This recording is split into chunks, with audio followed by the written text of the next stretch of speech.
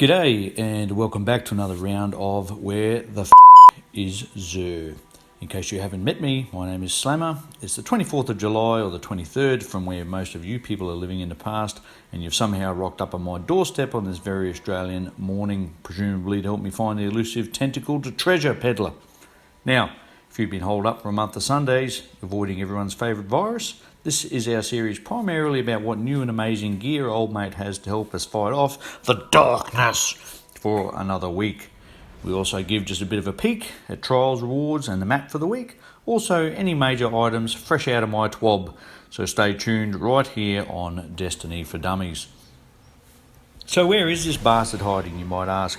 Since I'm a top bloke, I'm going to help you out. It turns out Zer's whale watching on the rig on Titan.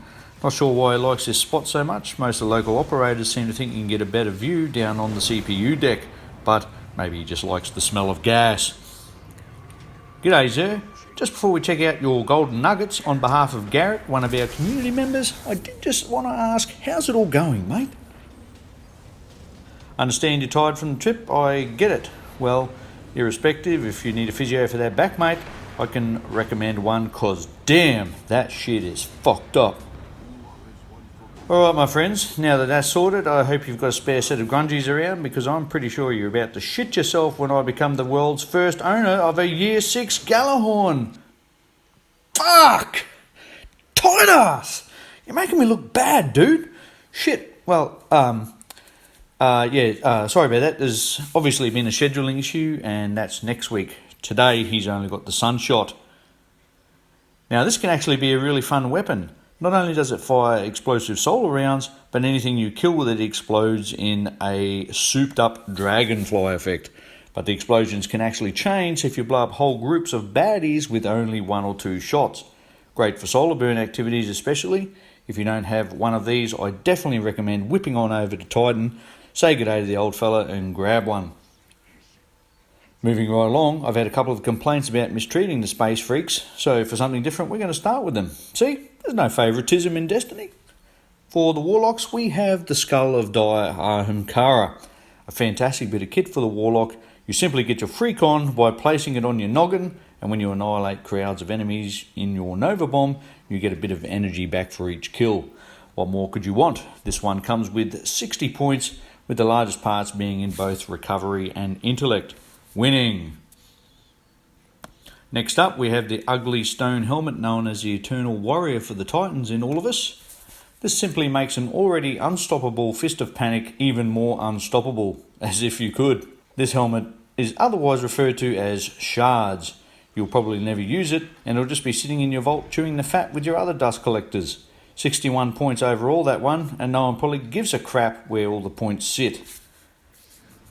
Finally, put on your Sunday best cape and prepare to strut your stuff, because hunters, you're going to look great in this Liar's Handshake. This is definitely a step up, and the exotic perk is if you're in an arc class and you hit with your charged melee attack, or you get a little bit of a touch up yourself, it will allow for an extremely powerful counterpunch that does 2 metric fuck tons of damage and heals you at the same time. Get this one if you don't already have it for sure, especially since it comes with 63 points, 18 in mobility and 14 in strength being the standouts. Don't forget to chuck a few bob at the Faded Engram for your chance to get shafted once again. After all, it is unreasonable to expect to get that one piece of armour you're chasing out of something like 47 with the right element and the right stats. I mean, how dare you? Unless of course you haven't got that piece yet, in which case you're guaranteed to get it sooner or later on the class you are on when you open said engram. On to trials for the week, and the arena this week is Javelin-4. Now let's take a stroll down Washout Lane when we see what goodies you would have liked to have gotten from trials this week, except that you either weren't good enough, got hacked, cheated out of, and or just plain beaten. Bastards! What you would have received at 3 wins was a chest piece. At 5 wins, it might have netted you an arc fusion rifle, and if you had in fact made it to 7 wins, you might have loved an Eye of Soul kinetic sniper. Then if you somehow had have actually made it flawless, then you might have grabbed another chest piece from the lighthouse. I don't know why you'd want to, but hey, maybe one was a god roll. But we'll never know. But remember, Beggars can't be choosers, so at the very least, make sure you grab the bounties from St. 14 prior, so you can at least sleep tonight in the comfort knowing that if you play enough hours, you should at least get one Troll's Engram to console yourself with. On to the TWAB, and there's really only a couple of interesting points this week. It was mostly overshadowed by the short trailer gameplay released by Bungie showing off some of the new Darkness skills gameplay. Gotta say, it looks like we'll finally be able to help those poor vertically challenged players get through the various jumping puzzles. Don't be shy, you know who you are. I'll leave it playing in the background for you. Next cab off the rank, Destiny New Light is actually going to be on the Xbox Games Pass coming up, including the base Forsaken and Shadowkeep. You will still have to buy the additional seasonal content by the looks. Now, that'd all be cool if I actually played on Xbox, but I suppose that does sound good for the 3 players over there. Alright, I may be exaggerating. There's probably a couple more. The Destiny Cookbook is still available for those interested in baking up some galadoodles. Yep, that's how I'm saying it. And I'm also led to believe the Grimoire Book 3 is available now. So make sure you get your hands on that one before everyone else does, because it does sell out quite easily. I didn't really see anything else spectacular that I need to add, so I'm just going to stop right there. Also, don't forget Grandmaster Nightfalls are now live with an absolute slogfest of The Corrupted being the first up. So have fun with that. Just fuck. Oh my god, that shit is just fucked.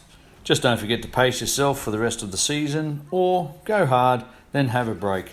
Have a Kit Kat, whatever. Check out some other games like Ghost of Tsushima.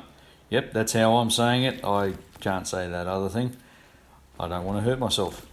And the other one you might like to check out is Dark Sectors back on the PS3. Not the crappy censored version we got here in Australia, but the awesome, uncut and wonderfully graphic kill move exponenza that was the spiritual origin of Warframe. Man, the kill moves and general gameplay in that was the duck's nuts. If you're not seeing it now, it's because I couldn't find any footage on short notice. Sue me. And that's about the crux of it for this week, guys. I really do hope you've enjoyed today's episode, and I'll be back next Saturday morning with more of the same. If you haven't seen our previous video yet, where you meet Falcon and I on the couch as we discuss why it is a good time to play Destiny or come back to play, then that might be worth a laugh for you. It'll be linked in the screen and in the description, so check that out. We also have Falcon's take on Ghost of Tsushima coming up soon, and a few other bits and pieces, so stay tuned for those. Before you pass go, don't forget to gently persuade that subscribe button for us and turn on notifications.